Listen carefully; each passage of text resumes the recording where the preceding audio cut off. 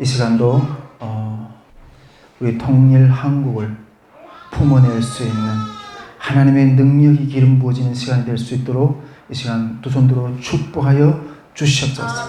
우리 사모하는 심령들 가운데 하나님의 생명이 선포되게 도와주시고 주님의 것으로 만족하게 하시고 하나님 안에 있는 그 놀라운 보화를 주님 앞에서 얻어가는 그러한 시간이 될 수 있도록 이 시간 두 손들어 축복하여 주시옵소서. 그럴 주님을 찬양하며 감사하며 우리 구주 예수 그리스도 받들어 기도드립니다. 아멘. 아멘. 감사합니다. 우리 말씀 한 구절 같이 찾아보도록 하겠습니다. 요한복음 21장 15절에서 17절 말씀이 되겠습니다.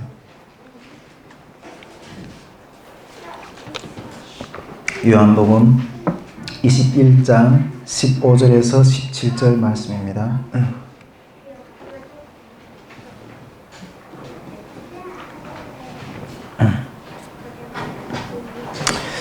우리 다 찾으셨으면 우리 합독하도록 하겠습니다. 시작. 그들이 조반을 먹은 후에 예수께서 시몬 베드로에게 이르시되 요한의 아들 시몬아 내가 이 사람들보다 나를 더 사랑하느냐 하시니 이르시되 주님 그러하나이다. 내가 주님을 사랑하신 줄 주님께서 아시나이다. 이르시되 내 어린 양을 먹이라 하시고 또 두 번째 이르시되 요한의 아들 시몬아 네가 나를 사랑하느냐 하시니 이르시되 주님 그러하나이다. 내가 주님을 사랑하는 줄 주님께서 아시나이다. 이르시되 내 양을 치라 하시고 세 번째 이르시되 요한의 아들 시몬아 내가 나를 사랑하느냐. 주께서 세 번째 내가 나를 사랑하느냐 하심으로 베드로가 근심하여 이르되 주님 모든 것을 아시오매 내가 주님을 사랑하는 줄 주님께서 아시나이다. 예수께서 이르시되 내 양을 먹이라. 아멘. 아멘. 오늘 같이 와서 이렇게 예배 드리는데 앉아서 이렇게 찬양하면서 있는데 그 마음에 그런 마음이 우리 제가 이 하이성 교회가 되게 이렇게 편해졌어요. 편해졌어요. 뭐 남북 통일이 딴 게 아니에요. 이게 통일이에요. 네, 그래서 하나님 우리 대한민국 교회 가운데 이러한 탈북민들이 와서도 이게 서로 편하게 지내는 그런 마음이 충만해지는 그날까지 주님 앞에서 열심히 더 달려갈 수 있게 해달라고 어떤 그런 마음으로 기도하는 마음으로 이렇게 앉아있게 되었습니다. 네, 오늘은 우리가 계속해서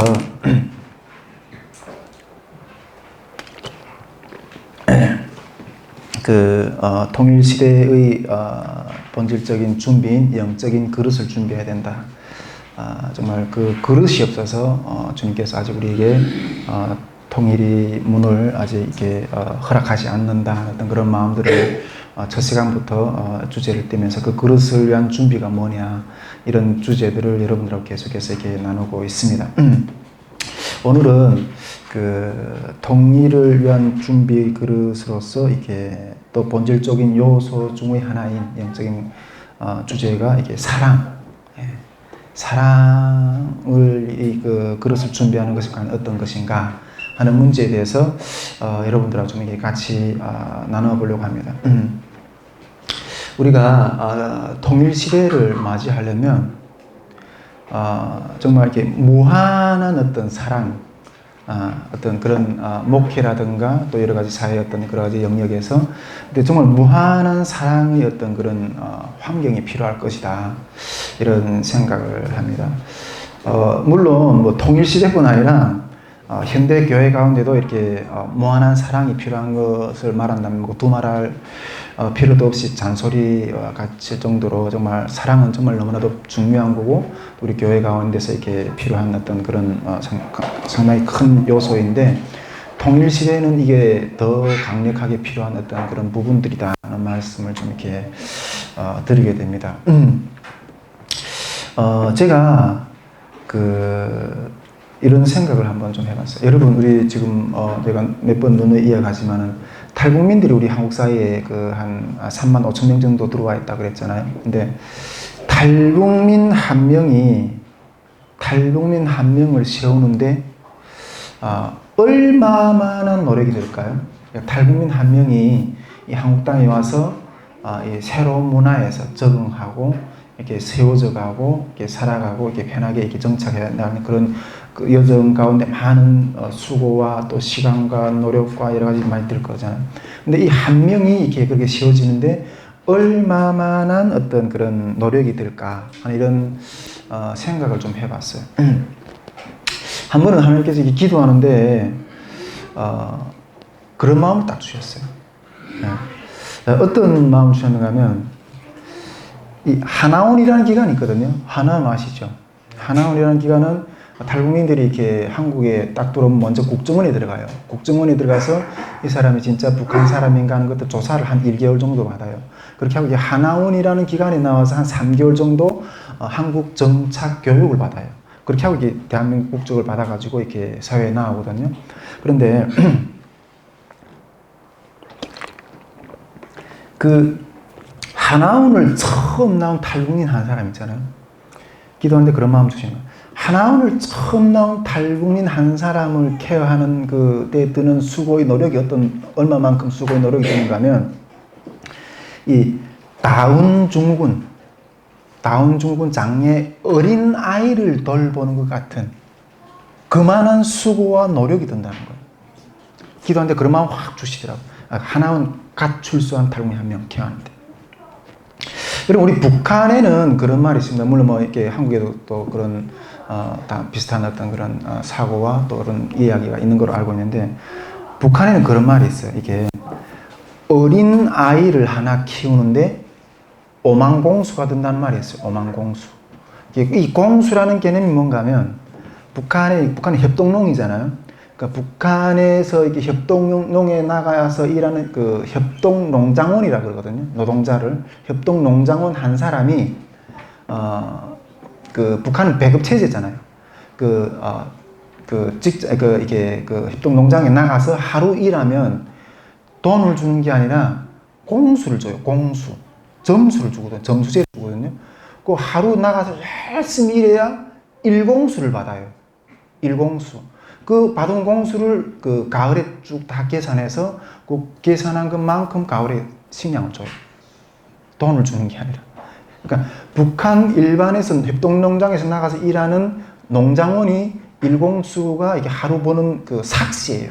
그런데 아까 이제 제가 말했던 것처럼 아이를 하나 키우는데 5만 공수가 든다면 하루에 나가서 1공수 푸는데 이 5만 공수를 벌려면 며칠을 일해야 돼요. 내가 쭉 계산해 봤어요. 1년 12달 하루도 쉬지 않고 137년을 일해야 돼요. 그만큼 애를 하나 키우는데 그만한 수고가 들어간다는 말이에요. 그렇게 애를 하나 키우는데 5만 공수가 든다. 그만한 수고가 된다. 그런데 그것도 다훈증후군 장애아이면 더 많은 공수가, 더 많은 노력이 들겠죠. 정말 제가 이렇게 그 장애우 그 애들을 키우는 부모들 보면, 진짜 천사 같아. 정말 그런 것들 보면서, 정말 그런데 탈북민 하나를 케어하는데 이만한 노력이 든다는 거. 이만한 노력이 든다는 그런 마음을 확 주시더라고요. 이런 말을 하면 우리 뭐 복남형제 저기 뭐 되어 있지만 이렇게 그 탈북민들은 싫어할지는 모르겠지만은 절대 그런 것이 아니라 마음이 들어요. 제가 우리 그 주변에 한 탈북민 자매가 홍대를 들어간 그 대학 공부를 하고 싶어서 이렇게 홍대를 딱 들어갔어요. 근데 홍대를 입학했다가 제가 봤을 때 한 학기도 못 채우고 퇴학을 했어요. 퇴학을 한 게 아니라 자퇴를 했어요.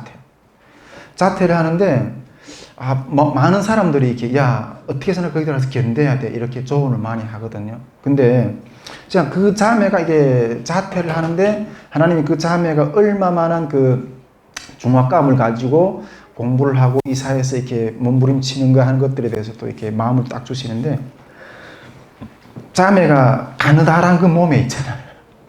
그 어깨에다가 이 머리 위에다가 철근을 한 톤을 이렇게 올려놓은 1톤짜리 철근을 올려놓은 것 같은 그런 중압감을 받고 있다는 거예요. 아니 그 연약한 어깨에다 철근을 한 톤을 올려놓으면 그 찌직해서 죽지. 그게 어떻게 살아남겠어요. 근데 그만한 이 압박감, 이 한국에 처음 나온 어떤 탈북민들은 어떤 그만한 영적인 압박감을 이렇게 느낀다는 거예요. 제가 그래서 그 자녀가 자퇴를 하는 걸 보면서 그 마음이 이해되더라고요. 얼마나 견디기 힘들었을까. 어떤 그런 생각을 좀 해봅니다. 우리가 제가 누누이 이야기하지만 통일을 위해서 뜨거운 열정으로 많이 기도를 해요. 그런데 결국은 뭔가 하면 이런 사람들의 이런 영적인 짐들을 우리가 져줄 수 있는가? 져줄 수 있는, 지난번에 그 십자가를 질 수 있는가? 이 질문을 드렸지만 결국은 이런 영적인 짐들을 우리가 감당하겠느냐? 그 감당할다고 할 때 주님은 그런 길들을 여신다는 거죠. 감당할 수 있겠느냐? 정말 저는 제가 봤을 때 통일 북한은 우리 탈북민들보다 더 많은 수고가 들지 않을까 그런 생각을 좀 해요. 예. 정말 무한한 사랑이 필요해요. 예, 무한한 사랑이 필요하고 이 짐, 이 수고를 내가 감당할 수 있겠느냐? 우리 대한민국, 한국 교회가 감당할 수 있겠느냐? 이 질문인 거예요. 예. 한국 교회가 탈북민들을 품는다. 한국 사회가 탈북민들을 품는다. 이렇게만 이렇게 감당이 되겠느냐, 이렇게만 이야기할 게도 아니고, 탈북민들도 한국 사회를 품는 게 쉽지 않아요. 예. 저도 저는 한 10년 넘게 지났지만은, 10년, 지금은 그런 마음이 없지만은, 아무리 이렇게 열심히 노력을 해도 이 땅이 내 땅이 같다는 느낌이 안 들더라고요. 내 땅이라는 느낌이 안 들더라고요. 정말, 나와 같이 어떤 충성된 신앙, 이렇게 겸하는 소리인지 모르겠지만은, 어디 간들 내가 정착을 못할까? 어디 간들 어떤 비비 뿌리를 못 내릴까? 그런 교만과 자만심이 있었거든, 처음에. 그런데 안 되더라고요. 남한 출신인 아내와 같이 살면서도 이 한국 사회가 내 나라고, 내 땅이고, 이런 마음이 안 들었어요. 그렇게 탈북민들도 한국 사회에 이런 뿌리 내리기가 쉽지 않다는 거. 그런데 지금은 많은 것들이 다 회복이 됐어요. 이제는 이 땅의 모든 것을 사랑해요. 모든 걸 사랑하는 어떤 그런 마음 하나 주셨는데, 정말 여러분, 이러한 무한한 사랑은 어떻게 나오는가 하는 거죠. 이러한 무한한 사랑을 어떻게 이룰 수가 있는가 하는 거죠. 오늘 좀 이 문제에 대해서 좀 여러분들 같이 좀 이렇게 나눠보고 싶은 거예요. 이것이 우리가 영적인 어떤 그릇을 준비하는 어떤 본질적인 요소 중에 또한 중요한 요소 중에 하나인 거죠. 저는 이런 사랑을 내가 좀 한번 해보자고 좀 덤벼봤어요. 처음에는 좀 덤벼보고 이런 그렇게 했는데 그 한계를 많이 느낄 수밖에 없었어요. 저는 지금껏 이렇게 제가 첫날에 이렇게 제 삶의 어떤 간증도 했고, 그러다 보니까 제가 얼마나 어려운 어떤 그런 여정 가운데서 걸어왔다는 것들을 어느 정도 조금 이해를 할 것 같은데, 정말 그렇게 생각해요. 나만큼 저주받은 인생이 있을까? 예, 나만큼 저주받은 인생이 있을까? 고향을 떠나서, 부모 형제를 떠나서, 정말 온갖 방랑아처럼 돌아다니다가, 정말 장애를 입고 또 질병을 입고 온갖 수고와 다른 것들 감당하면서 홀로 걸어가라는 이 인생이 외롭다고 저주스럽다고 그렇게 혼자서 외치던 어떤 그런 인생. 정말 나만큼 그렇게 고생해본 사람이 있을까? 저는 속으로 그렇게 생각했어요. 그렇게 살다가 제가 이렇게 한국을 이렇게 들어오는 과정에 제가 이렇게 중국을 거쳐서 베트남, 캄보디아, 태국 이렇게 그 삼국을 거쳐서 이렇게 들어왔거든요. 이렇게 쭉 삼국을 거쳐서 이렇게 들어왔는데 그 삼국을 거쳐 들어오는 것 과정 가운데 우리 탈북자들하고 같이 들어왔어요. 탈북민들하고 같이 들어오는 어떤 그런 들어오면서 그때 처음으로 탈북민들을 많이 만났어요.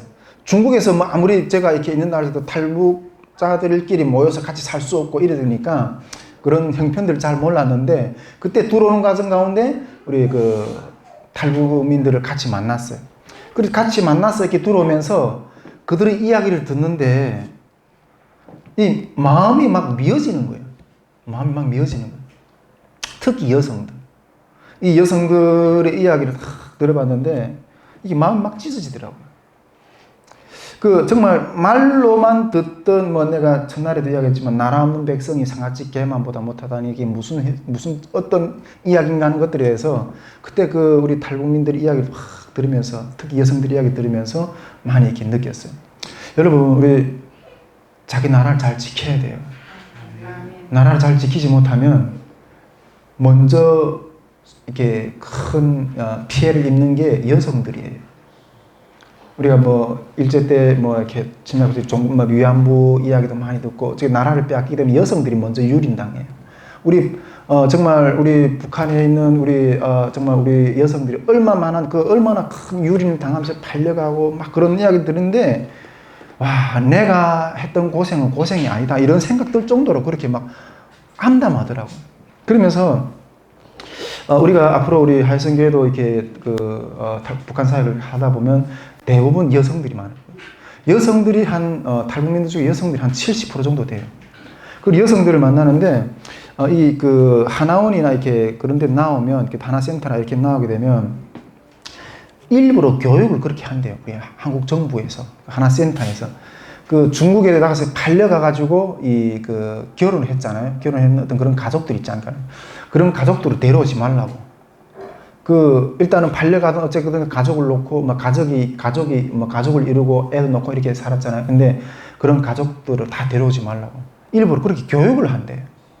왜냐하면 탈북민 여성들도 와서 정착하기 힘든데 대부분 여성들이 이게 한족들, 말도 모르는 어떤 그런 사람들하고 같이 살았거든요. 자기도 와서 이렇게 정착하기 힘든데 말도 모르는 가족까지 데려오면 더 정착하기 힘들어요. 대부분 다 찢어지고 다 헤어진다는 거예요. 그래서 일부러 그렇게 가르친대요. 참 그럼에도 불구하고 그런 식으로 가르친 건 아니다는 마음 좀 있긴 한데 제가 그때 이렇게 탈북민들과 같이 여성들과 같이 이게 삼국을 통해서 들어오는 가서 그들이 이야기 들으면서 정말 암담했어요.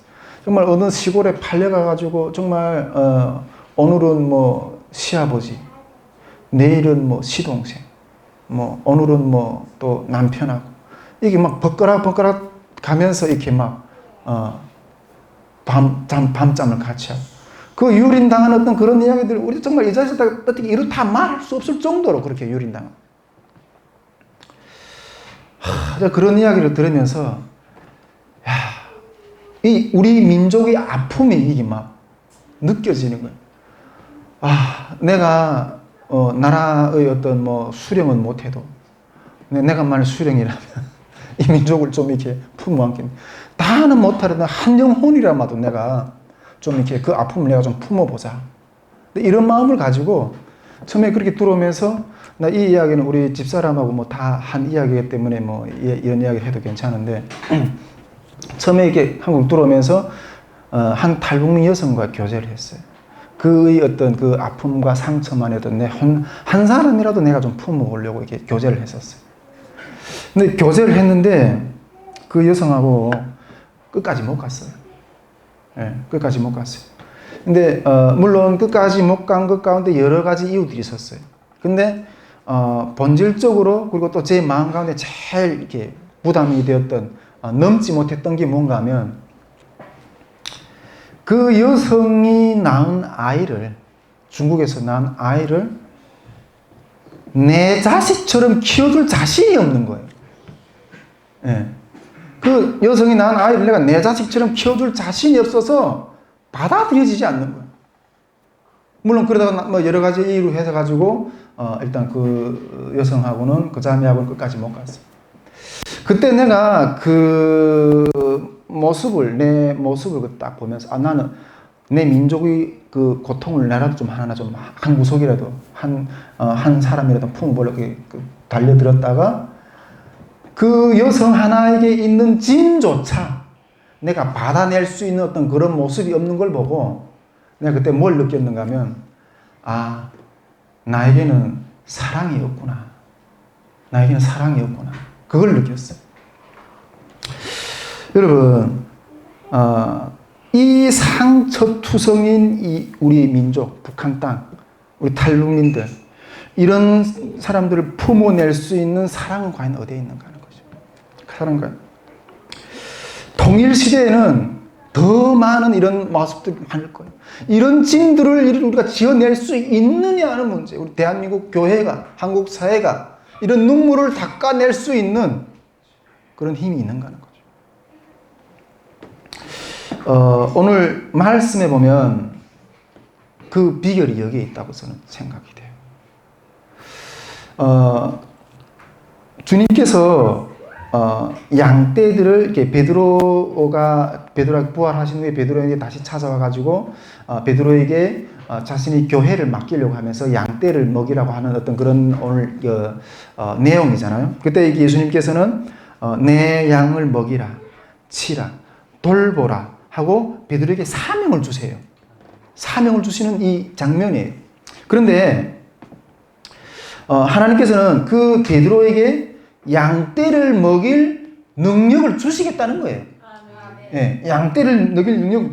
우리 주님께서는 자기 백성들에게 어떤 사명을 맡길 때, 어떤 일을 시키실 때 그 일을 감당할 만한 능력을 주시고 시키세요. 예. 그런데 능력을 주시기 전에 주님이 한 가지 점검하는 게 있어요. 이 말씀에서. 능력을 주시기 전에 한 가지 점검하는 부분이 있거든요. 그것이 무엇인가 하면 내가 나를 이들보다 더 사랑하느냐 이렇게 물으세요. 이들보다. 즉 이거는 비교급의 질문이거든요. 여기 지금 주님이 있어요. 그리고 베드로 주변에 같이 베드로와 같이 고기잡이를 하던 어부들과 또 이런 부분들. 이들보다 나를 더 사랑하느냐. 이 비교급으로 주님보다 이들보다 나를 더 사랑하느냐. 이 질문은 뭐 단지 이 베드로 주변에 있는 사람들을 대상으로 놓고 하는 어떤 그런 질문도 되겠지만은 영적으로는 보다 더 깊은 질문은 베드로가 사랑하고 있는 것들 중에서 가장 사랑하고 있는 것들 중에서 그것들보다 나를 더 사랑할 수 있느냐. 이 질문을 하시는 거예요. 네, 이 질문을 하고 계십니다.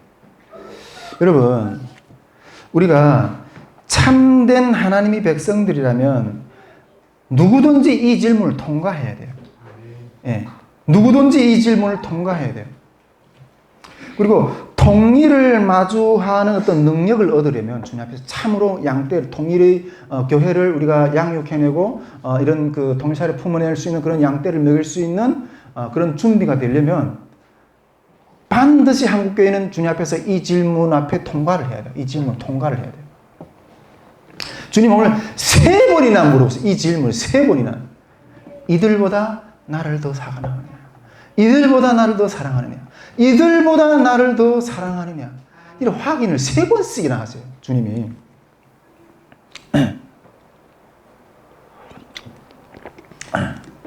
저도 주님께서 이 똑같은 질문을 제게 한 3번이나 했던 어떤 그런 경험이 있어요. 자, 그 경험들 여러분들하고 좀 이렇게 좀 나눠보고 싶은데, 첫 번째 하나님께서 주님께서 이런 질문을 했던 어떤 일이 있었는데, 그때 이게 제가 결혼 어떤 초기, 금방 결혼을 해서 신혼 보내던 어떤 그런 초기 어떤 그런 때였어요. 오늘 갑자기 이렇게 제가 이렇게 새벽에 딱 자는데, 새벽 늦게 이렇게 어디선가 이렇게 찬양 소리가 들려오더라고요. 찬양 소리가 들려와가지고, 그래가지고 제가 그 찬양 소리에 눈을 떴어요. 눈을 떠가지고, 찬양 소리가 어디서 나오는 찬양 소리가 가만히 귀를 굴려서 혹시 주변에 교회에서 나오는 찬양 소리인가? 그건 뭐 주변 교회에서 그 먼 교회에서 이렇게 그런 찬양 소리가 들릴 리는 없고, 우리 옆집에 할머니가 또 감리교회 다니는 할머니거든요. 할머니가 맨날 그 찬양도 틀어놓고 이렇게 TV 소리도 나고 찬양 소리도 나고 그러는데, 혹시 옆집 할머니가 이렇게 틀어놓은 찬양 소리인가? 이렇게 귀를 봤는데, 그것도 아니에요. 근데 가만히 보니까 그 찬양 소리는 이 내 심령 가운데서 울려나는 어떤 그런 찬양 소리였어요. 그때 제가 딱 그 말, 주님이 지금 나와 대화를 하기를 원하시는구나 하고, 그날 새벽에 바로 그 자리에서 무릎을 꿇고 주님 앞으로 쫙 이렇게 나갔어요. 그때 그 찬양이 어떤 찬양이었는가 하면, 갈릴리 호숫가에서 주님은 사랑하는 시몬에게 물으셨네. 사랑하는 시몬아, 넌 날 사랑하느냐? 오 주여 당신만이 아십니다. 이 찬양이 확 흘러나오는 거예요. 흘러나오는. 근데 그 찬양 속에서 주님이 저한테 이렇게 질문하시는 것 같았어요. 아들아, 이들보다 나를 더 사랑하느냐? 이렇게 딱 물어보시는 것 같아요. 갑자기 그 질문에 내가 딱 이렇게 귀를 쫑긋해서 이들이 누군가?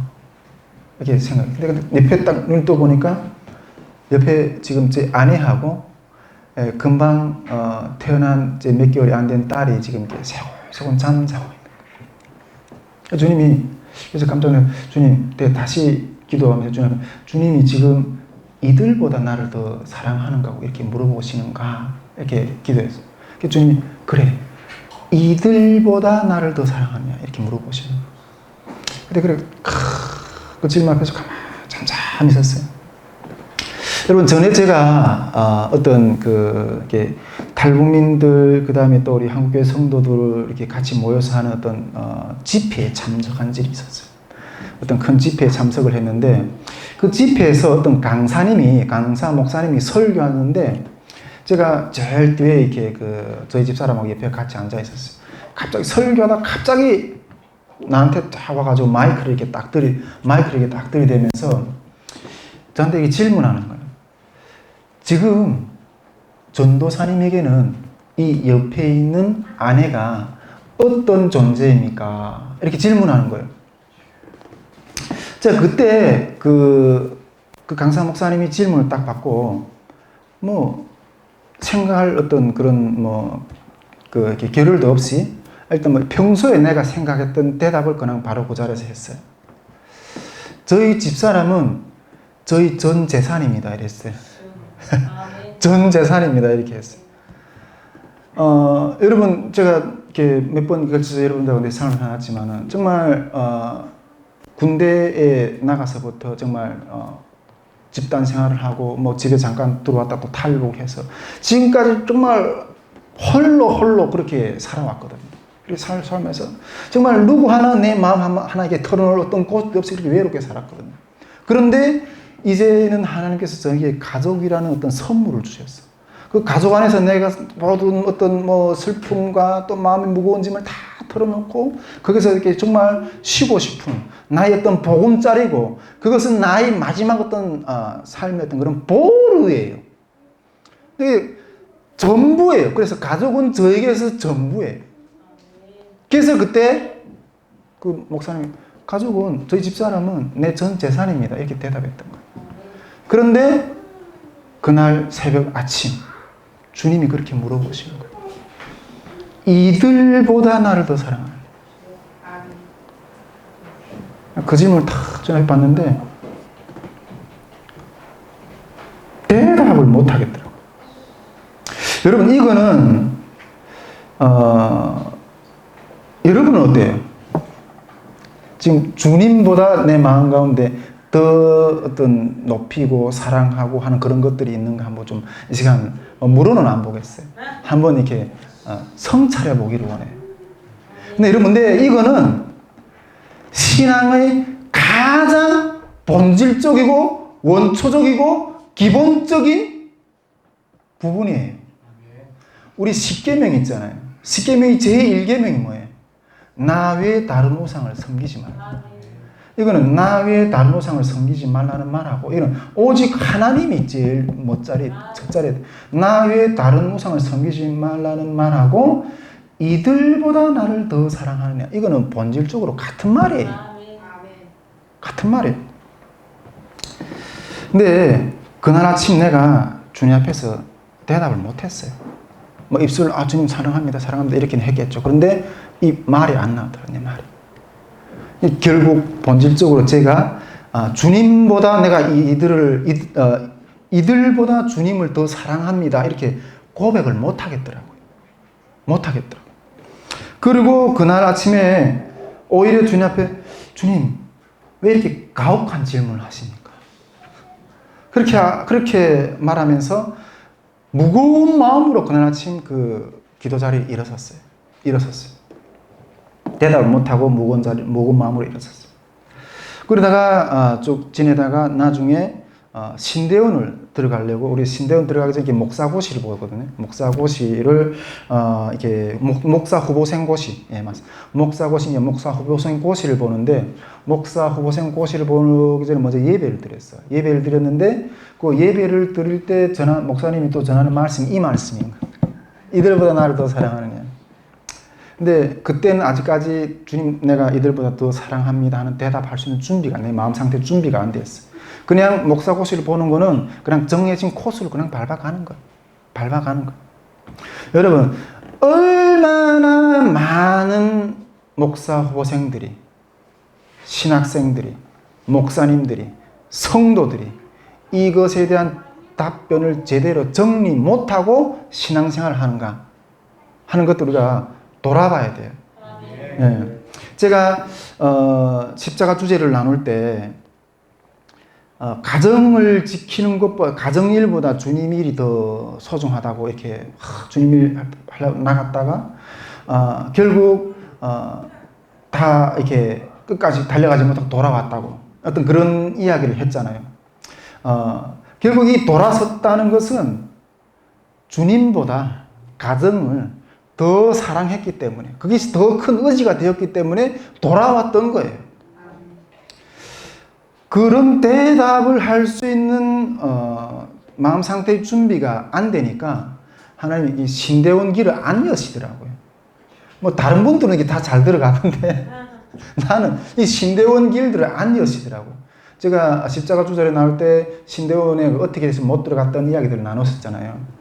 근데 그거는 뭐 외형적으로 보기에는 그렇게 보였지만은 아직 주님 보시기에는 내 마음 가운데 주님을 첫 자리에 사랑할 수 있는 준비가 안 되기 때문에 영적으로 막으신다는 것도 난 이미 느꼈어요, 마음속에. 문을 안 여시더라. 그래서 저는 돌아섰어요. 그런데 내가 가정을 사랑한다고 돌아왔었잖아요. 그러나 주님보다 가정을 더 사랑한다고 내가 그렇게 했지만은 내가 의지한 가정을 사랑하는 그 사랑의 정체성은 정말 보잘것없는, 정말 유리조각 같은, 유리그릇 같은 것들, 정말 쉽게 깨어지고 언제든지 깨어질 수 있는 어떤 그런 상태였어요. 내가 가정을 사랑한다는 그 힘의 상태가 언제나 늘 불안했어요. 조금만 다투면 튀어져 나가고, 조금만 어트면 그냥 깨질 수도 있고, 막 이렇게 헤어질 수도 있는 그런 것들이었어요. 제가 그때, 그래 보면서 여러분, 가정을 이렇게 소중히 여긴다 하지만은, 내가 앞에서도 이야기했지만은, 탈북민 여성이 낳은 아이 하나조차 내가 품어낼 수 있는 그런 사랑이 능력이 없는 사람이에요. 근데 하나님이, 그 사랑이 어디서 어떻게 나오는가, 어떤 이런 부분들을 정말 오랜 기간 동안 뱅뱅뱅 돌리면서 배우게 하셨어요. 그 마음들을 연단하게 하셨어요. 정말 내가 가지고 있는 그 사랑의 어떤 붙들고 있는 그 끈이 얼마나 허접한 것이었고 능력이 없는가 하는 것들을 정말 그 많은 연단을 통해서 많은 그것을 아는 데는 정말 많은 시간이 필요했어요. 예, 그런 것들을 거치다가 드디어 하나님 앞에서 그런 것들을 깨닫게 됐어요. 지금은 하나님이 다시 그 자리, 그 새벽 순간에 그걸 이렇게 딱 주님이 이렇게 다시 한번 내가 이들보다 나를 더 사랑하느냐 이렇게 질문하신다면 예, 그렇습니다. 주님, 나는 어떤 것보다 주님을 더 사랑합니다. 이렇게 고백할 수 있는 마음이 준비가 되어 있어요. 제가 그런 연단 가운데서 이렇게 배웠던 건 뭔가 하면 사랑의 근원을 사랑하는 것이 진정으로 가족을 사랑할 수 있는 길이라는 거예요. 예. 정말 우리가 이웃에 있는 우리 이웃의 주변의 이웃, 가족뿐 아니라 또 이웃에 있는 이웃을 사랑할 수 있는 어떤 그런 사랑을 할 수 있는 진정한 사랑은 사랑의 근원을 사랑할 때 거기에서 이웃을 사랑할 수 있는 힘이 나오고 거기에서 가정을 사랑할 수 있는 힘이 나온다는 거예요. 그것을 제가 그 많은 연단 가운데서 깨달았어요. 그러면서 이렇게 딱 돌아왔을 때 저는 주님, 이제는 결단코 돌아서지 않겠습니다. 돌아섰잖아요. 이제는 결단코 돌아서지 않겠습니다. 이렇게 고백을 하니까 그때서나 이게 신대원 문을 여시더라고요. 신대원 문을 여시더라고요. 근데 이게 하나님이 오늘 베드로에게 네가 나를 사랑하느냐 하는 어떤 그 첫 질문이 아닌가, 저는 그런 생각을 좀 이렇게 묵상을 해보게 되었습니다. 그리고 두 번째로 주님이 또 이런 질문을 아주 강력하게 이렇게 하신 적이 있거든요. 주님에 대한 이 그 사랑이 확인을 하고 싶은 거예요, 주님이. 근데 내가 이런 걸 보면서 우리가 여러분 베드로에게 주님이 이렇게 내가 나를 사랑하느냐, 내가 나를 사랑하느냐, 내가 나를 사랑하느냐 이게 세 번씩이나 할 때 참 주님이 집요하다고 생각되지 않으세요? 그걸 정말 사랑하는지 확인해 보고 싶어 정말 집요하다고 생각되지 않으세요? 참 우리가 정말 주님은 내가 봤을 때는 정말 이렇게 분명하게 그걸 짚고 넘어가시는 하나님이 이렇게 만유리 여김을 받으시지 않으신 분인 것 같아요. 정말 분명히 짚고 넘어가신 것 같아요. 위에서의 고백은 위에서 내가 주님 지금은 이제는 주님이 나를 그렇게 물으시면 내가 주님 어떤 것보다 주님을 더 사랑할 수 있습니다. 이렇게 고백한다고 말을 했잖아요. 그런데 이거는 그냥 말인 거예요. 행동을 보고 싶은 거예요. 너가 나를 더 사랑하는가 하는 어떤 행동을 보고 싶은 거예요. 행동으로 증명하고 싶은 그것을 행동으로 보여줘야만 주님이 그 인정이 되는 거잖아요. 우리가 지금 다시 모멘토 선교회에서 이렇게 매주 화요일 이렇게 연합 기도회를 하잖아요. 우리 연합 기도회가 2017년도 4월부터 시작을 했거든요.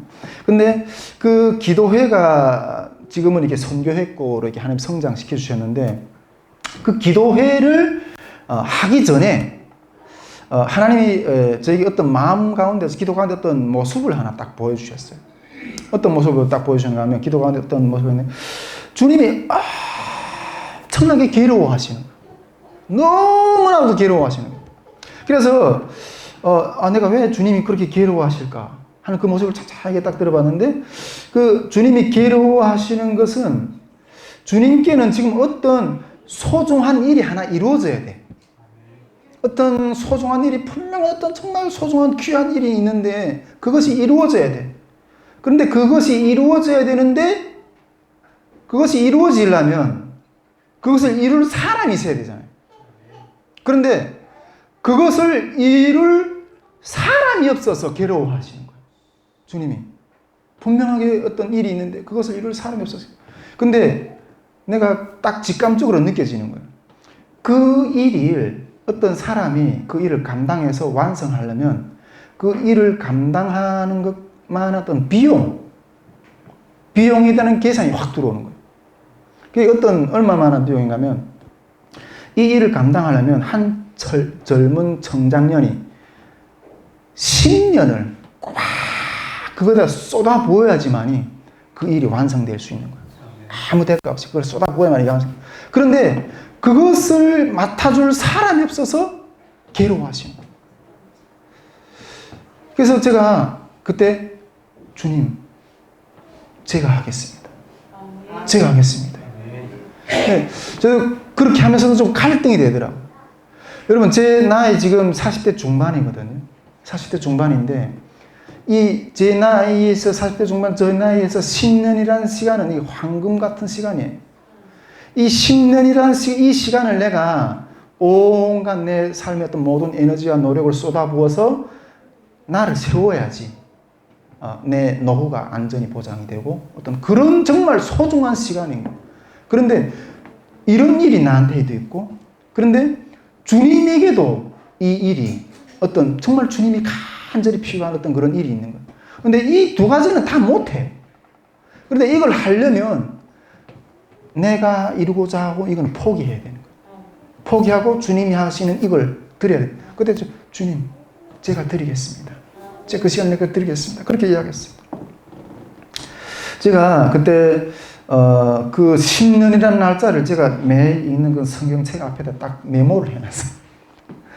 2017년 4월부터 2026년 4월까지 내가 어떻게 해서나 이 시간만 내가 주님께 드린다고 그 주님께 드리려고 하는 어떤 고소하기 위한 싸움을 지금 하고 있어요. 싸움을 하고. 근데 이 시간 동안에 내가 뭘 해야 될지도 잘 모르겠어요. 그런데 요즘에는 좀 그것이 무슨 일이라는 것들에 대해서 조금 많이 이렇게 느껴져요. 이 부분을 쉬어야 되겠구나. 이 부분을 위해서 내 인생의 한 10년이라는 시간을 여기다 몽땅 쏟아부어야 되겠구나. 어떤 그런 생각을 좀 하게 됩니다. 그런데 주님 앞에 내가 그 10년을 드리겠다고 하면서도 내 마음 가운데 살짝 있던 우려되는 어떤 그런 부분들이 하나가 있었는데, 그건 뭔가 하면 제가 가만히 딱 생각해 보니까 이 10년이라는 시간이 내 인생 중에서 주님을 가장 사랑하는 시간이 될 것 같다는 생각이 들더라고요. 지금까지도 물론 주님 사랑하도 달려왔지만은 이 시간 나라는 내 삶에 전혀 이렇게 뒤로 엎어놓고 지쳐놓고 오직 주님만 위해서 드린다고, 정말 주님하고 제일 가깝고 사랑을 하는 어떤 그런 시간이 되겠다는 생각이 드는 거예요. 근데 덜컥 겁이 나는 게 뭔가 하면 저도 안 젊잖아요. 이 10년이라는 시간이 지나가 버리면 그 이후로는 주님하고 그런 사랑의 친밀도, 그만한 깊이를 내가 느끼지 못할까 두려운 거예요. 그래서 제가 하나님, 이 10년 이후에도 만일 이런 사랑의 깊이를 내 삶 가운데 못 느낀다면 나를 그냥 데려가달라고. 만일 그러한 사랑의 깊이를 느낄 수 있는 삶을 계속해서 내 삶 가운데 주신다면 내가 이 10년을 온전히 주님 앞에 드리겠습니다. 이렇게 주님 앞에 고백을 이렇게 딱 하게 되었어요. 근데 그때 주님께서 그 10년 이후에 내가 또 어떤 사역을 하게 될 것인가 하는 것들에 대해서 이렇게 막 보여주시더라고요. 우리가 전에 우리가 십자가 부활의 어떤 그런 그 주제를 나눌 때도 이야기했지만은, 우리가 이런 고난의 길을 같이 걸어가면서 견딜 수 있는 것은 주님이 우리에게 장차 주실 그 영광이 더 크기 때문에 달려가는 거예요. 달려가는 거예요. 망설임 없이 그 영광을 얻기 위해서 달려가는 거예요. 제가 봤을 때는 요 10년의 어떤 주님 앞에 온전히 드리는 이 시간이 지나가면 하나님이 이렇게 어떤 엄청난 치유의 어떤 그런 사역들을 여실 것 같다는 마음이 있어요. 정말 제가 1차 첫 번째 날 집회 비전을 나눌 때도 나중에 북한이 통일이 되면 이 치유 사역은 필수예요. 하나님이 이 치유 은혜를 부어주시지 않으면 우리가 이 그리스도인들이 감당이 안 돼요. 감당이 안 돼요. 그냥 하나님이 훅 불어서 이렇게 먼 곳을 이렇게 세워주시는 그런 역사를 세워주셔야지 우리는 그 상황에서 감당이 돼요. 그 10년이 끝난 이후에 하나님이 그러한 역사들을 주실 거라는 어떤 마음을 가지고 지금 저희가 이렇게 달려가고 있어요. 그런데 제가 이 10년을 주님께 드리겠다고 결단을 했을 때 또 다른 마음의 한 가지 부담이 있었던 것이 있었어요. 또 다른 마음의 부담으로 강력하게 다가온 게 제일 걸림돌이 뭔가 하면 무엇이냐면 가정이었어요. 네, 가정이었어요. 왜냐하면 이거는 주님이 원하시는 일은 어떤 면에서는 이게 육신의 가정을 먹이 살리는 일하고 조금 성격이 다르거든요. 예, 육신의 가정을 먹이 살리는 일하고 차원이 좀 다른 부분들이 있어요.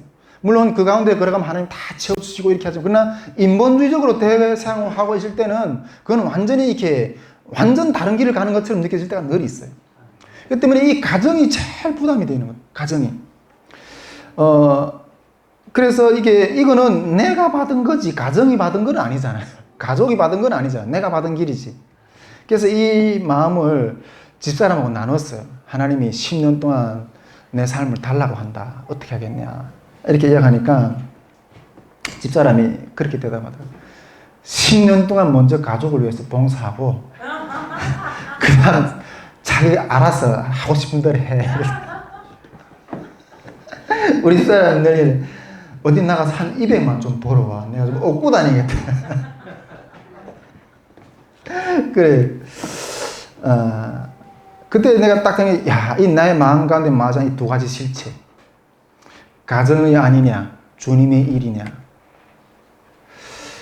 베드로에게 지금 두 번째로 뭐 내가 나를 사랑하느냐. 그냥 본질적인 거예요. 이건. 입술이 아니라 본질적으로 행동할 수 있느냐. 이 질문이 아닐까. 이렇게 딱. 그때 내가 그 질문을 딱 봤는데 이제는 말이 아니라 행동으로 보여달라는 거예요. 주님이 지금 가슴 아파하는 이 일을 세우는 사람이 없다. 네가 행동으로 근데 그걸 행동으로 보여주려고 하니까 지금 거치는 것이 있어. 가정을 그럼 어떻게 하겠냐. 이런 문제를 탁 부딪히게 돼서 제가 앞에서 주님 이제는 내가 결단코 돌아서지 않겠습니다. 이렇게 고백했다 그랬잖아요. 또다시 이 딜레마를 부딪히게 되는 거예요. 이 시점에서 제가 이 가정관에 대해서 조금 한번 정리를 좀 해보고 싶은데 여러분 제가 누누이 이야기했지만은 저에게 있어 가족이라는 건 제 삶이 전부예요. 뭐 다른 것도 전부예요. 소시적 제가 그 첫날 간증 때도 내 인생이 제일 행복하게 해보고 싶던 진리는 행복한 가정을 이뤄보고 싶었던 거예요. 그것이 내 가정의 어떤 내 삶의 어떤 하나님 믿기 전에 가장 본질적 내 어떤 그런 행복관이었고 진리였어요. 그것이 유일한 꿈이었어요. 그래서 내 북경에서 내가 죽어갈 때 그 결혼도 못 해보고 죽어가는 내 삶이 너무 억울했다는 그렇게 말을 좀 했잖아요. 그런 것이 제가 이제 주님 만나고 가족을 그 가족의 가치라는 건 제 아기에서는 뭐 논한다는 건 뭐 어떻게 두말할 가치도 없이 이렇게 그런 어떤 초정한 건데 그래서 앞에서도 내가 가족보다 주님을 더 했기 때문에 후퇴한 거고 정말 가족은 제 삶의 전 재산이에요. 제 삶의 전 재산이고 가족이라면 정말 모든 것을 다 해주고 싶어. 예. 정말 좋은 옷, 좋은 신, 뭐 우리 딸내미 그렇게 다 해주고 싶고 좋은 차, 좋은 집, 좋은 대학, 좋은 결혼, 좋은 직업, 좋은 자녀 최고의 것으로 꾸리고 싶은 게 제 소망이에요. 그런데 여러분 이 모든 것을 가족에 다 해줬다 할지라도 이 모든 걸 가족에 다 했다 할지라도 가족과 함께 영원한 집에 같이 못 간다. 무슨 소용이겠어요? 무슨 소용이겠어요? 그렇다면 그것이 진정으로 가족을 사랑하는 것이라고 말할 수 있나요? 여러분? 가족을 진정으로 사랑하는 가장 본질적인 뭐예요? 첫째도 둘째도 같이 손잡고 영원한 나라로 같이 들어가는 게 그것이 가정을 사랑하는 가장 본질적인 거죠. 그래서 가정 가운데 하나님의 뜻이 이루어지기를 애타게 강구하고 그것을 실천하기 위해서 몸부림치는 거예요. 제가 한 번은 기도 중에 가족을 위한 어떤 목숨을 건 어떤 사투를 벌리는 어떤 그런 모습을 하나님 보여주시더라고요. 저희 집사람하고 아내가 이 지옥구덩이를 향해서 완전히 질주하며 달려가는 거예요. 지옥구덩이를. 그래서 그 앞에서 딱 막아서 가지고 안 된다. 여기를 못 들어간다. 그리고 딱 막아서는데 이게 양팔을 막아서고 있는데 내 몸이 그 막아섬으로 인해서 내 아래 하반신 절반은 지옥구덩이한테서 이게 불이 타버리는 거예요. 타고 있는 거예요. 그러면서 그걸 막아서 지옥을 향해서 달려가는 우리 가족을 향해서 양팔을 보고 막아서. 여러분, 우리가 영적으로 소경이 된다면 이렇게 사랑하는 것이 오히려 죽이는 것이 될 수 있어요. 영적인 소경이 되면 내가 사랑한다고 생각하는 것이 그건 영적으로 죽이는 것이 될 수 있어요. 정말 영적으로 아직 이 어린 우리 가족들을 주님 안에서 품고 주님의 말씀 가운데 생명 가운데 인도하는 것이 가장 본질적인 사랑인 거예요.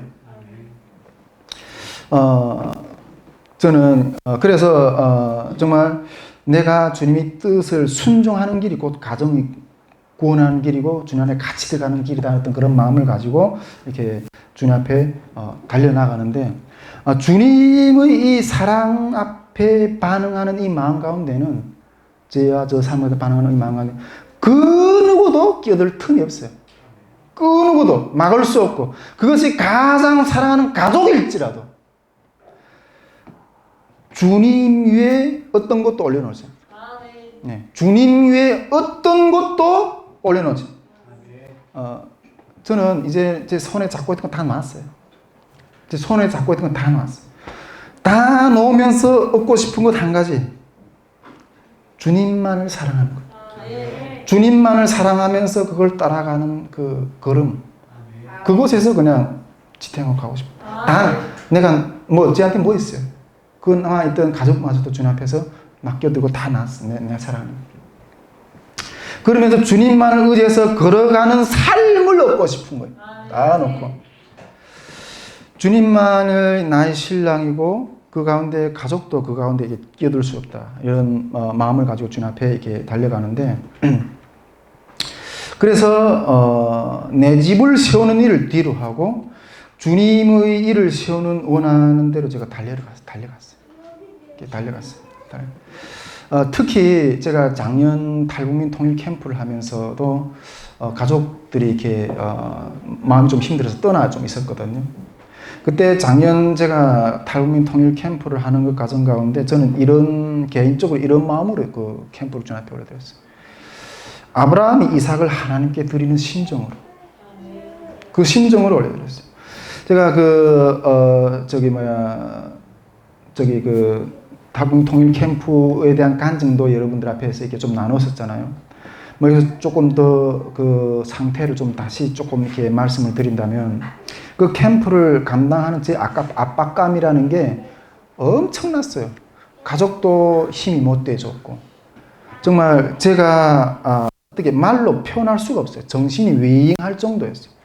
정말 내가 생각했던 의지했던 다 무너졌어요. 다 무너졌고 정말 이렇게 뭐 재정이라든가 장소라든가 스텝이라든가 촬영이라든가 장소 같은 거는 이렇게 대형 집회를 하는데 보름 전이나 겨우 결정이 됐다고 이야기 들었잖아요. 그러는 것 가운데도 주님이 계속 물으시는 것 같아요. 그래도 돌을 굴릴 거냐? 나사로가 죽은 나사로가 정말 마지막까지 죽은 것처럼 보였어요. 보이지 이게. 그런데 그러면 가운데도 주님이 제 마음 가운데 그래도 돌을 굴릴 거냐? 주님 이게 굴리는 건 우리가 굴리기를 원하시는 그런 것들을 이게 물어보신 거예요. 그러면서도 끝까지 이 질문 가운데서 주님 앞에 순종하면서 나갔고 그러면서 캠프를 다 끝내고 집으로 이렇게 차를 타고 운전해 오는데 눈물이 나더라고요. 눈물이 확 이렇게 나는데 그 눈물이 어떤 눈물이겠어요, 여러분? 주님, 내가 주님 명령을 끝까지 순종했습니다.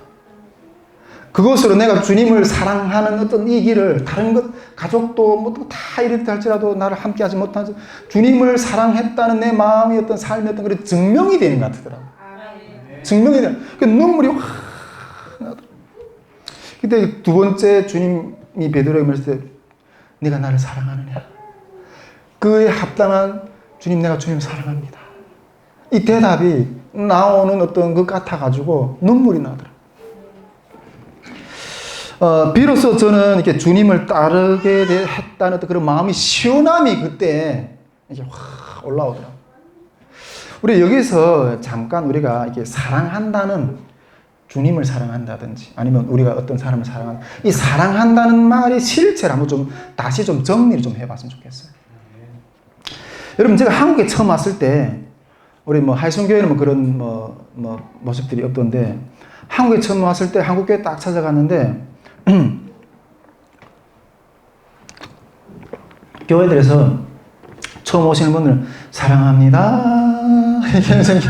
형제자매님 사랑합니다. 그래서 이게 사랑합니다. 그 환영성을 이렇게 불러주더라고요. 근데 저는 그런 말을 딱 들으면서 속으로 저 이렇게 생각했어요. 야, 이게 사랑한단 말을 이렇게 가볍게 해도 되나? 너무 가볍게 하는 거예요.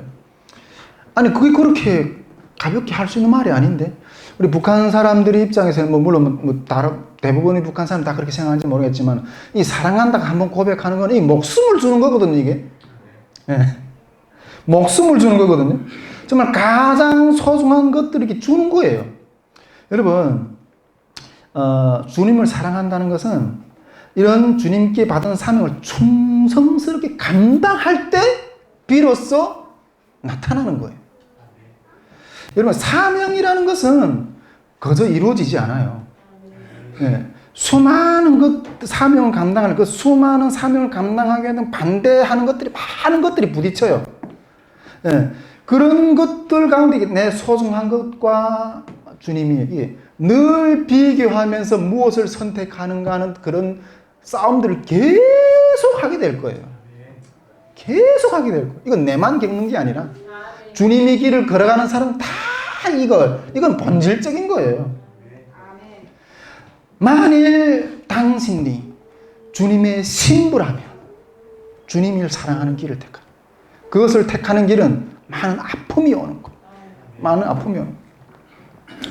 저는 이런 것들을 택하는 것 가운데 치명적인 상처들을 많이 받았어요. 하나님이 그 영적으로 그걸 보여주시더라고요. 이게 그 야구 방망이 같은 것들을 내가 잔등에 이게 두드리 맞아가지고 온 이 잔등에 이게 부항을 붙였을 때 시꺼먼 자리들 있잖아요. 그런 것을 온 잔등에 이렇게 막 시꺼먼 자리들이 잔뜩이 멍이 들어가지고 막 그런 모습을 보여주시더라고요. 그런 모습을 보여주는데, 그러면서 정말 네가 그러고도 목사냐, 가정 하나 제대로 이렇게 하지 못하고 한데 뭐 온갖 비난, 그런 것들 받으면서 받는 게 상처들 있잖아요. 상처들. 그런 것들, 영적으로 있는 것들 사도 바울이 그런 고백을 했잖아요. 내 몸에 그리스도의 흔적을 가졌다고. 내 몸에 그리스도의 흔적. 제가 우리 그 선교의 김빈나 선교사님을 참 이렇게 귀하게 생각하시는데, 그분은 북한 선교를 하다가 이게 간암까지 걸리신 분이에요. 간경화까지 걸리신 분이에요. 여러분, 우리가 그 주님을 사랑한다고 이렇게 나갈 때 정말 그 사랑의 어떤 그런 그 마음을 빼앗기지 않기 위해서 얼마나 몸부림치는 싸움을 하는지 몰라요. 그런데 저도 그걸 보니까 매를 맞으면서도, 그런 엄청난 그런 매를 맞으면서도 그걸 포기하지 않는 거예요. 그걸 포기하지. 근데 그게 신부의 순결이에요.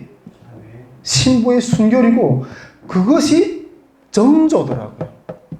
이거는 남녀가 우리가 사랑하는 어떤 방탕한 세상 가운데서 정조를 지키는 부분이 엄청나게 중요해요. 근데 이것이 주님을 사랑하는 순결이고 정조더라고요. 여러분, 근데 그것을 빼앗기지 않으려고 그 순결을 지켰더니, 그 순결 하나를 지켰더니, 그 정조 하나를 지켰더니 문이 열리더라고요.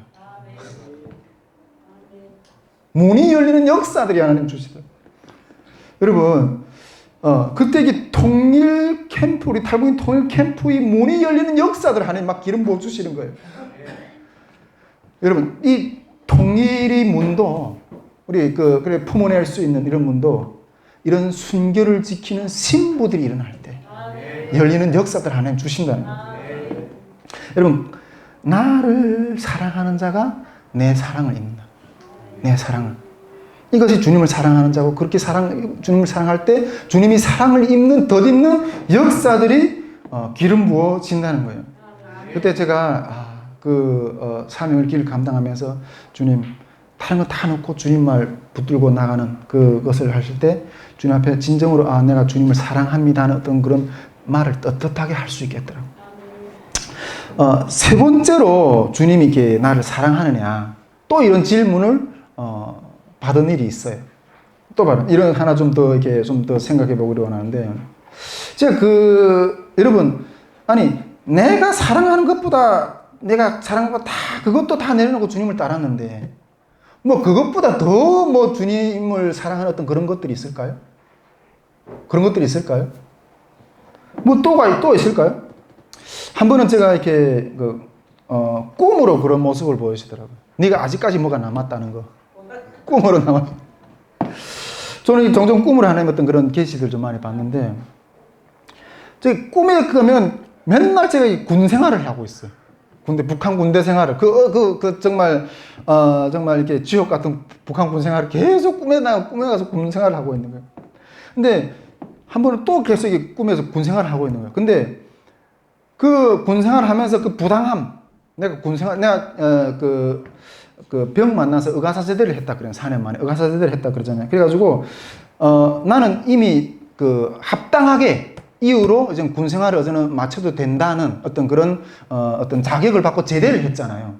근데 왜 나를 아직도 이렇게 군에다가 잡아다 아주 군복무를 시키는가는 거야.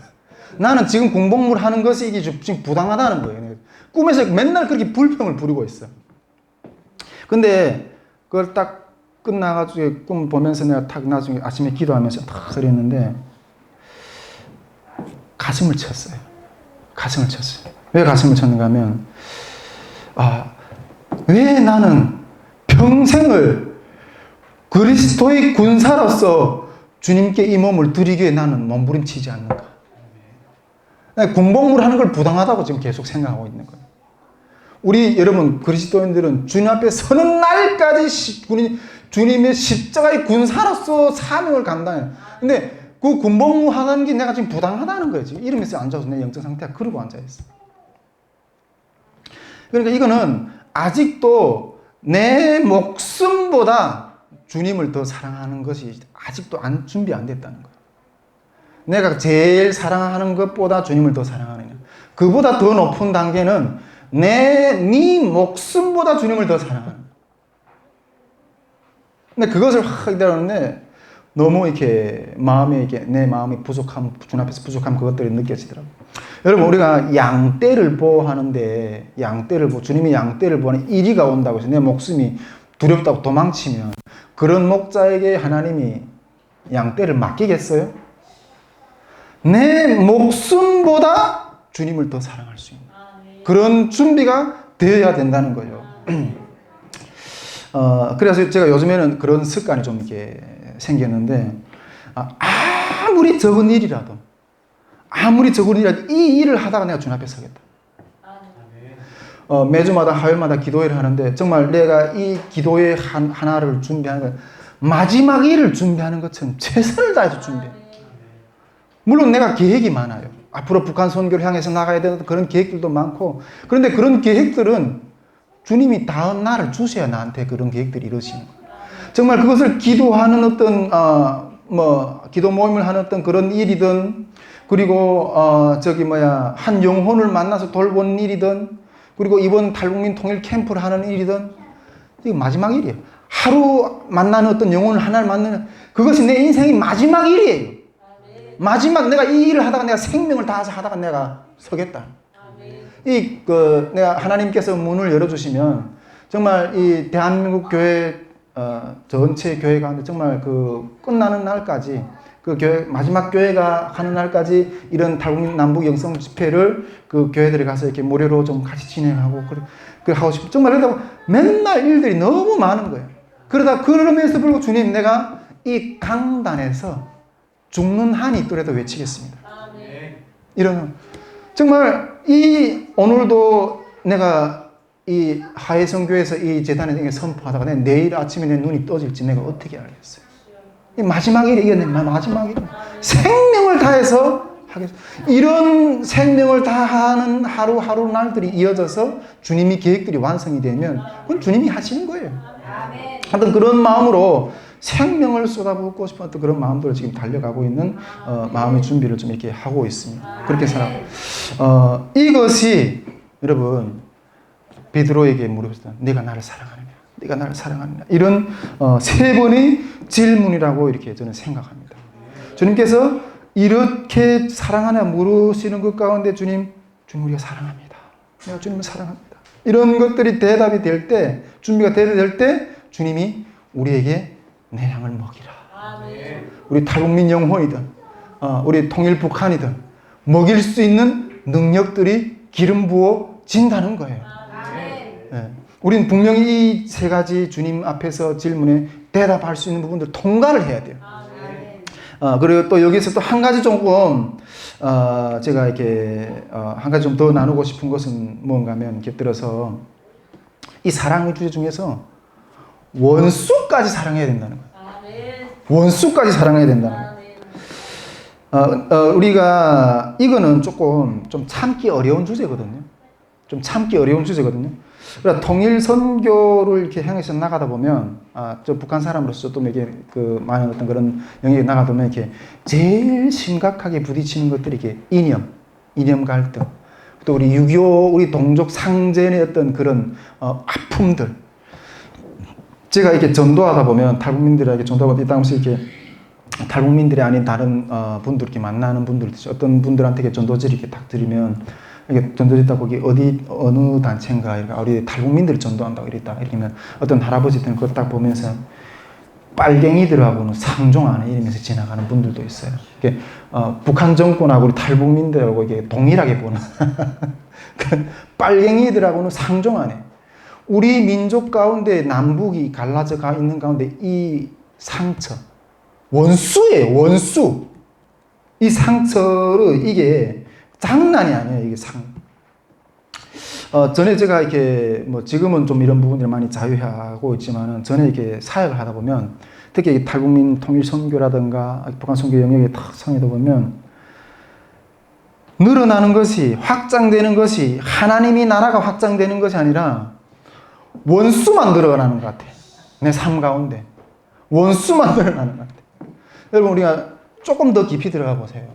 사역에 우리 탈북민 북한 선교라든가 조금만 좀 더 깊이 만나는 사람마다 그냥 그런 상황들이 등지고 원수지고 특히 북한 선교 가운데는 이 분열의 영이 엄청나게 강하게 이렇게 작용해요. 근데 이런 속에 딱 들어가면 완전 삭막해요. 삭막해. 완전 광야 같아요. 근데 이 문제를 해결하지 않고는 여기 와서 살아남을 수가 없고 이 길을 뚫고 나갈 수가 없어요. 어느 날 제가 이렇게 새벽에 기도하는 중에 갑자기 주님이 기도 중에 내 주변에 있는 원수진 어떤 그런 관계들을 풀어라. 기도하는 거예요. 내 주변에 지금 원수진 어떤 그런 관계들을 풀라는 이거는 거의 명령조였어요. 그런 풀어라는 마음을 확 주시는 거예요. 근데 제가 그 마음을 딱 봤는데 주님 내가 못하겠습니다. 내 마음 가운데 속으로. 아니 내가 왜 풀어야 됩니까? 그들이 잘못했는데 그들이 나한테 와서 사죄하고 용서를 구해야지. 이게 이러면서 오히려 그들을 사죄해야 된다 이런 식으로 주님 앞에 이렇게 꽁 하고 이렇게 있었는데 주님이 그때 다시 이렇게 제 마음에 이런 마음을 주시는 것 같았어요.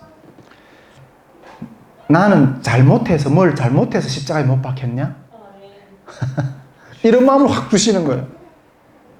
그런데 그것보다 더 심각하게 그 주님이 그 마음을 주신데 더 본질적으로 내 마음에 다가왔던 게 뭔가 하면 나는 그런 원수들을 위해서 내 몸을 주었다는 거예요.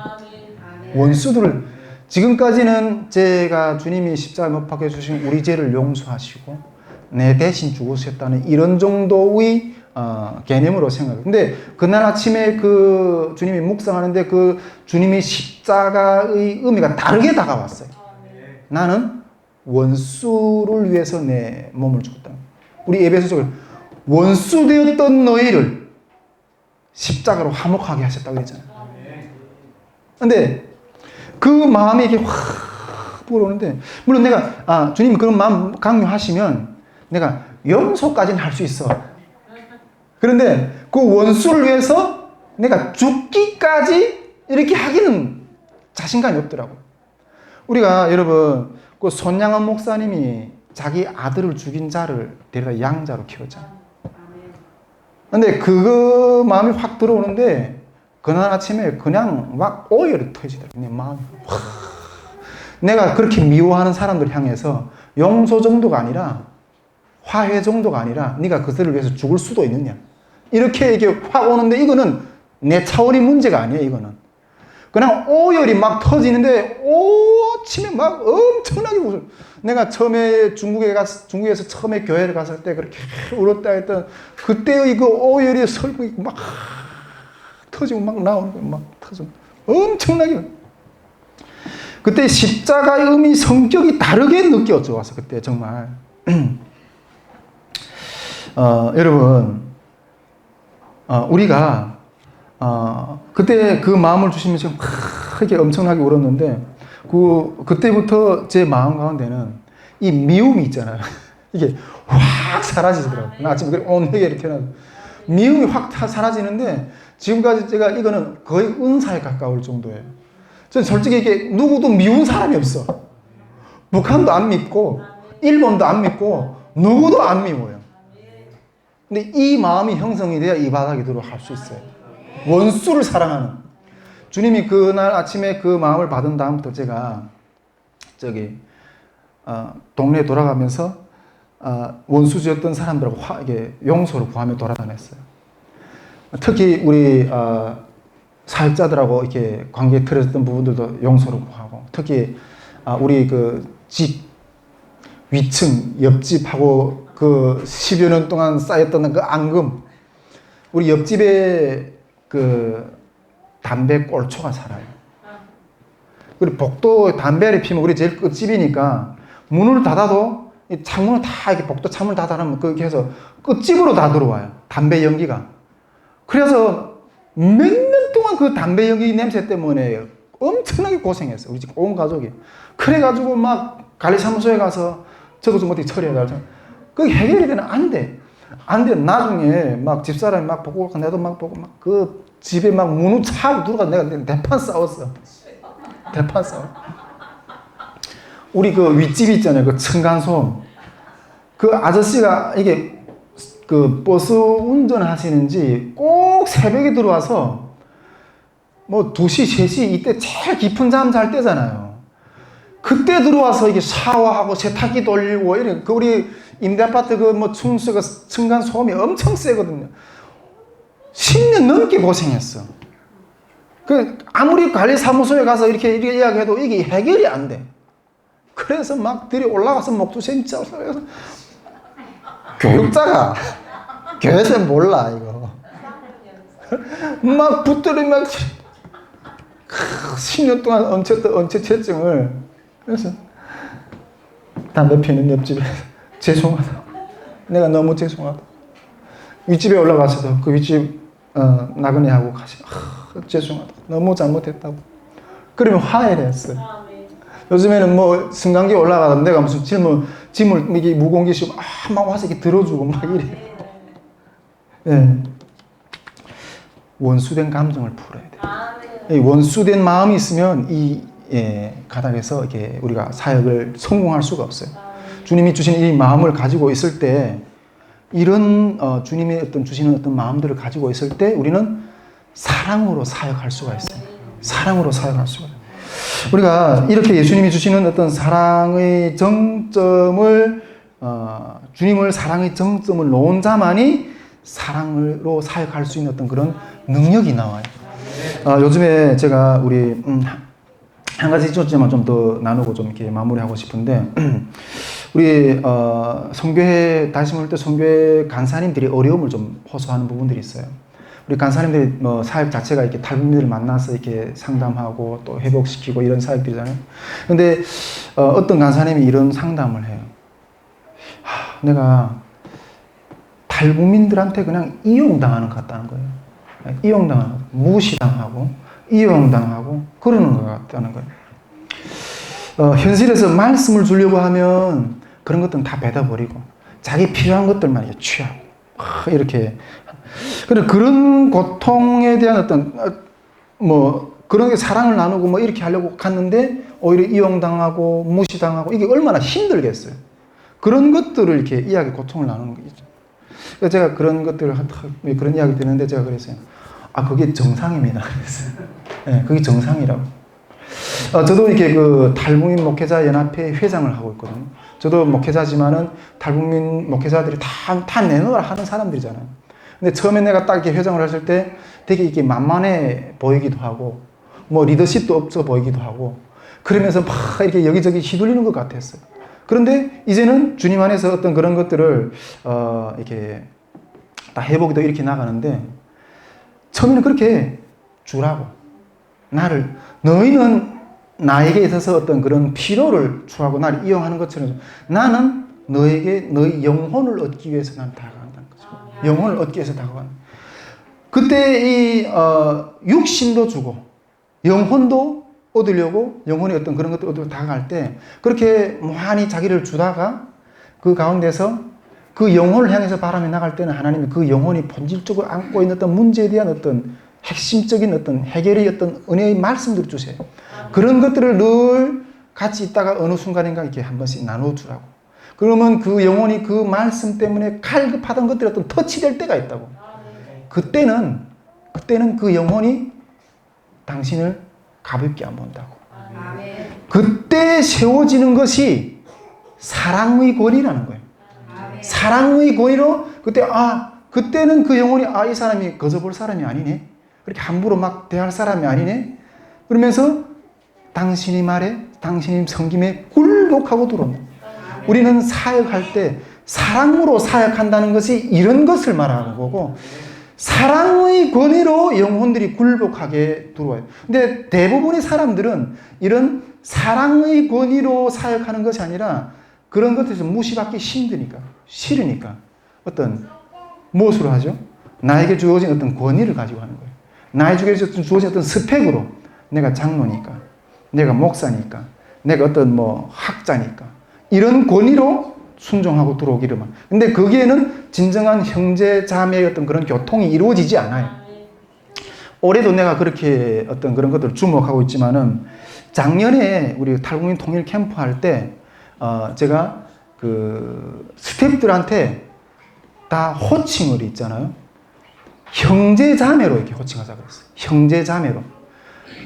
목사님, 선교사님, 전도사님, 장로님, 권사님 다 내려놓으세요. 형제 자매로 호칭하자고. 그렇게 이렇게 했거든요. 그런데 그렇게 딱 그렇게 하고 들어갔는데, 그것들에 대해서 이렇게 좀 힘들어하시는 분들도 들어 있었어요.